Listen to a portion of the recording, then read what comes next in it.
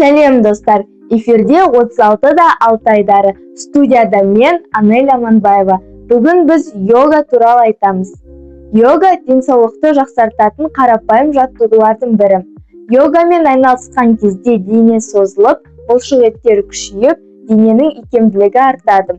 Сонымен қатар ол омыртқаның дұрыс қалыпта болуына көмектеседі. Йога денеге ғана емес, психикалық денсаулыққа да пайдалы. Ол стресс пен шаршауды басып, көңіл күйді жақсартады.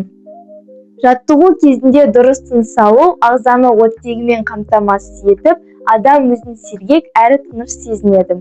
Дәрігерлердің айтуы бойынша, күніне 15-20 минут йогамен айналысу денсаулықты жақсартып, иммунитетті күшейтеді.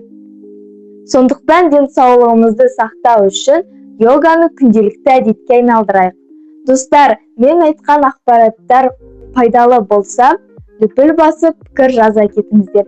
Келесі кездескенше сау болыңыздар.